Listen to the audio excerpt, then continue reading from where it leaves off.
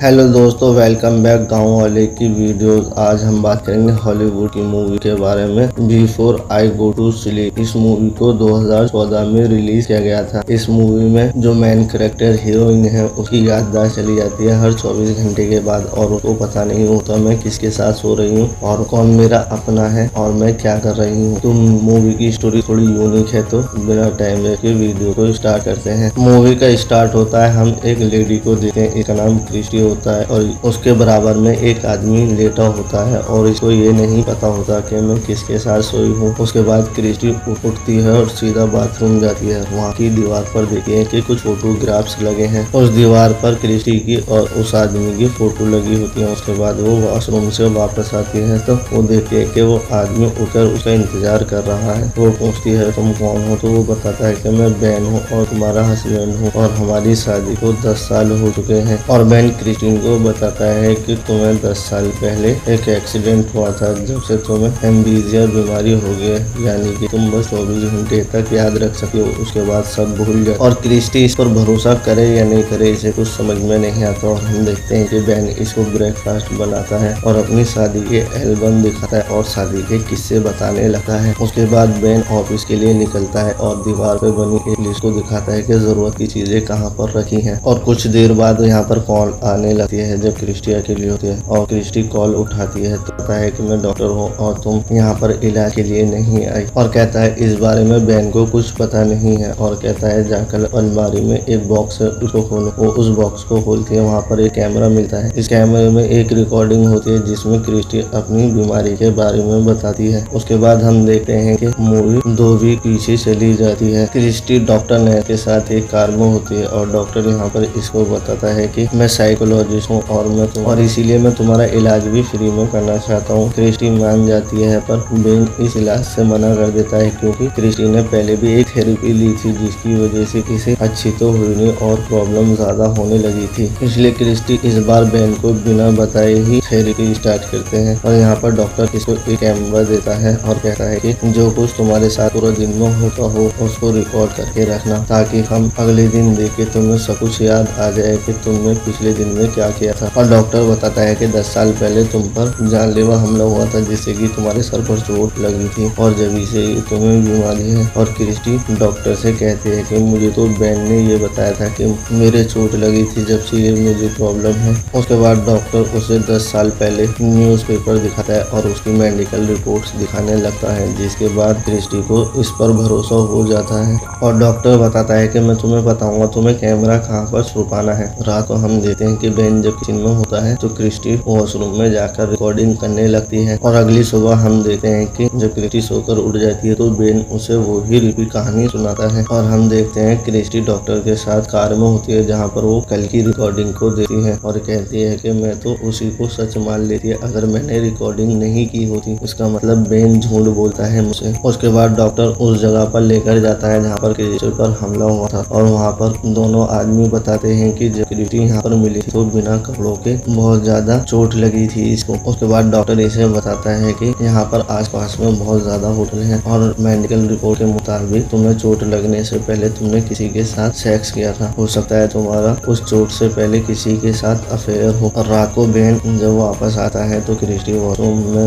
नहाती रहती है, जिसके बाद बेन और क्रिस्टी इंटीमेट होने लगते हैं और इतने में क्रिस्टी के दिमाग में एक धुंधली सी तस्वीरें आने लगती हैं। वहाँ पर ये किसी और आदमी के साथ इंटीमेट होती रहती है और यहाँ पर इस आदमी के गाल पर एक निशान होता है। अगले दिन डॉक्टर इसके चेकअप कराता है और यहाँ पर कुछ फोटोग्राफ्स दिखाने लगा है जो इसके हादसे के साथ जुड़ी होती हैं। उसके बाद डॉक्टर इसे यहाँ पर एक तस्वीर दिखाता है और तस्वीर के पीछे क्लेरा नाम लिखा होता है। पर क्रिस्टी को उस लड़की के बारे में कुछ पता नहीं होता। और अगले सीन में हम देखते हैं बेन और क्रिस्टी रात को डिनर करते रहते हैं और यहाँ पर क्रिस्टी बेन से क्रेला के बारे में पूछती है तो बेन कहता है मैं इसके बारे में कुछ नहीं जानता और कहता है कि तुम इस बारे में क्यों पूछ रही हो। क्रिस्टी बताती है कि इस नाम से मुझे कुछ याद आ रहा है। बेन बताता है कि कुछ साल पहले इस नाम की तुम्हारी एक फ्रेंड हुआ करती थी। उसके बाद बेन एक बॉक्स लेकर आता है और इसमें कुछ फोटोग्राफ होती है और इसे दिखाता है जिसमें क्रिस्टी और क्लेरा की साथ में फोटो होती है। और बेन कहता है कि मैंने ये बात तुमसे इसलिए छुपाई ताकि तुम्हें ये बात जानकर अच्छा नहीं लगेगा कि तुम्हारे दोस्त इस प्रॉब्लम की वजह से तुम्हें छोड़कर गए थे। और अगले सीन में हम देखते हैं कि क्रिस्टी एक वीडियो बनाती है और उसमें बताती है हैं कि बेन उससे बातों को छुपाता है और इसलिए अब मैं उस बेन पर भरोसा नहीं करती। अगले सीन में हम देखते हैं कि बेन ब्रूस करता रहता है और उसकी दीवार पर नजर पड़ती है जहाँ पर उन्होंने क्लेरा की फोटो लगाई होती है और हम देखते हैं कि क्रिस्टी कल का वीडियो देख रही है, तो उसे दीवार पर लगी फोटो देती है और वो पीछे देती है तो वहाँ से फोटो हटी हो चुकी होती है, जिसकी वजह से वो बेन की अलमारी में उस फोटोग्राफ को ढूंढने लगती है और वहाँ पर उसे एक लॉक अलमारी मिलती है और उसे खोलने की कोशिश करने लगती है और उसके बाद उसे एक चाबी मिलती है जिसकी वजह से उसे अनलॉक कर देती है और यहाँ पर और फोटोग्राफ देखने को मिलते हैं जिसमें उसकी और क्लेरा की फोटो बहुत साथ होती है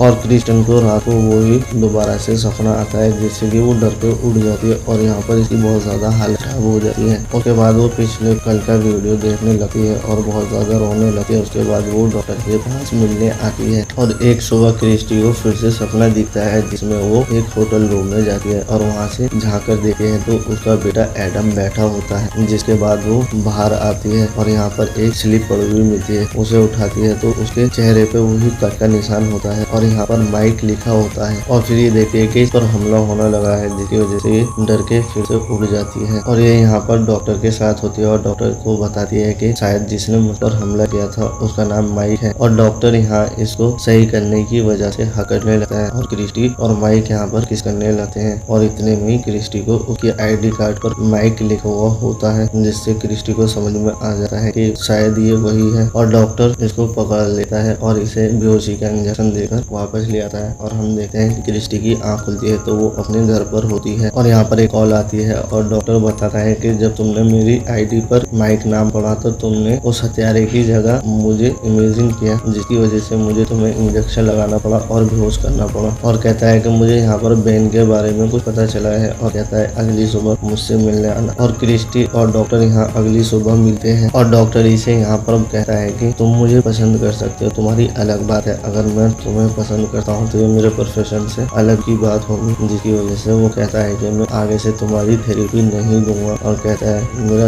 एक दोस्त है तुम उसके पास इस थेरेपी को जारी रख सकती हो और उसके बाद बताता है कि बेन ने तुम्हें जल्दबाजी में एक हॉस्पिटल से दूसरे हॉस्पिटल शिफ्ट किया था जिसकी वजह से तुम्हारी तबीयत खराब हुई थी और तुम्हारी दोस्त क्लेरा यहाँ पर तुमसे मिलना चाहती थी। उसके बाद वो क्लेरा का फोन नंबर इसको देता है और कहता है कि हॉस्पिटल से एक अहम बात और पता चली थी कि बेन ने तुमसे 4 साल पहले ही डिवोर्स ले लिया है और ये घर पर आकर क्लेरा को कॉल पे कॉल करने लगती है पर क्लेरा की कॉल नहीं उठाती और कुछ टाइम बाद क्लेरा का कॉल आता है और एक पार्क में क्लेरा और क्रिस्टन मिलते हैं और एक दूसरे को देखकर हंसने लगते हैं। क्लेरा क्रिस्टी से कहती है कि मैंने तुम्हें बहुत ज्यादा मिस किया। उसके बाद क्रिस्टी क्लेरा से पूछती है कि ये सब जो मेरे साथ हुआ है वो किसने किया। क्लेरा कहती है कि तुम्हारा किसी के साथ अफेयर था। कहती है कि बस तुमने उसके बारे में मुझे इतना ही बताया था और नाम नहीं बताया था और यहाँ पर अपने गायब होने की वजह बताती है। कहती है कि जब तुम्हारी तबीयत खराब थी तो मैं बहन की हेल्प करती थी जिसकी वजह से हम एक दूसरे के क्लोज आने लगे थे और हम कई बार इंटीमेट हुए थे और इसी वजह से मैं तुमसे नजर नहीं मिला पाती इसलिए मैं गायब हो गई थी और यहाँ पर इससे माफी मांगने लगती है और यहाँ पर इसलिए ही ये गायब रहती है, यहाँ से जाने लगती है और जाने से पहले क्रिस्टी को एक चिट्ठी लिखती है। ये वो चिट्ठी होती है जब क्लेरा को साथ चला जाता है बेन क्रिस्टी को छोड़कर और उस चिट्ठी में लिखा होता है कि आई लव यू और मैं तुमसे बहुत प्यार करता हूँ पर हमारा 8 साल का लड़का तुम्हें देखकर बहुत डरा है जिसकी वजह से मैं तुम्हें हॉस्पिटल में एडमिट करके तुम्हें छोड़कर जा रहा हूँ और मैं तुमसे आज भी इतना ही प्यार करता हूँ और क्रिस्टी चिट्ठी को पढ़ के रोने लगती है और इतने में ही यहाँ पर क्लेरा की कॉल आती है और बताती है कि मैंने बेन से बात की थी। बेन कह रहा है कि मैं 4 साल से उससे मिला नहीं हूँ और ये सुनकर क्रिस्टी के होश हो जाते हैं और यहाँ पर पक्का हो जाता है कि वो किसी बेहरूपी के साथ 4 साल से रह रही है जिसे वो जानती तक नहीं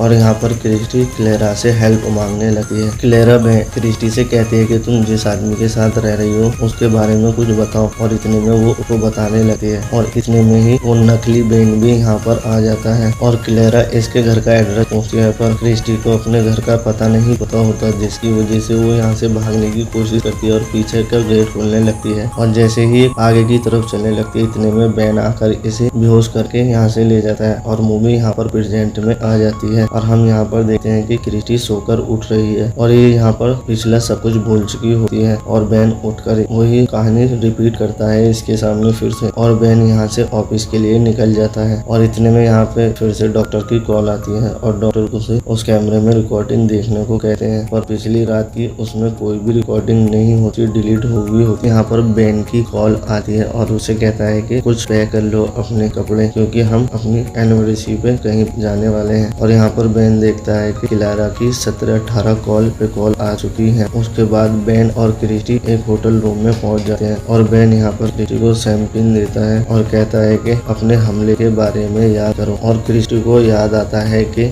माइक और वो एक जगह पर इंटीमेट हो रहे हैं और वो उसको माइक नाम से बुलाती है। तो यहाँ पर इससे कहती है कि असली बेन कहाँ पर है, और माइक इसे बताता है कि असली बेन ने तुम्हें छोड़ दिया था और उसके बाद मैं तुम्हारी लाइफ में आया। और माइक कहता है कि मैं तुम्हारे सामने रोज झूठ बोल बोल के अब मुझसे नहीं होता और इसलिए मैं तुम्हें सच बताना चाहता हूँ। और असल में बताता है कि मैं वही हूँ जिसने तुम्हें बहुत बुरी तरीके से मारा था। और क्रिस्टी को यह याद आते ही यहाँ से जाने लगती है और माइक इसे यहाँ पर रोकता है और जो कुछ हुआ है उस सब के लिए माफी मांगने लगता है और इसे समझाने की कोशिश करने लगता है। और क्रिस्टी इसकी बात नहीं मानती, जिसकी वजह से माइक फिर से इसे मारता है और कहता है मैं तुम्हारे बिना नहीं रह सकता। उसके बाद माइक कैमरे में जितनी भी रिकॉर्डिंग होती है उन सभी को डिलीट कर देता है और माइक कहता है कि तुम्हें अपने हस्बैंड, बहन और अपने बेटे को भूल जाना चाहिए। काफी लंबा टाइम हो गया है और वो भी तुम्हें अभी तक भूल चुके हैं। और ये सुनकर क्रिस्टी को पता चल जाता है कि उसका बेटा अभी भी जिंदा है और माइक को इस बारे में पूछती है कि मेरा बेटा कहाँ पर है। और ये सुनकर माइक फिर से इसे पीटना स्टार्ट कर देता है, जिसके चक्कर में क्रिस्टी भी इस पर हमला करने लगती है। पर ऐसे तैसे करके फिर से माइक इस पर हावी हो जाता है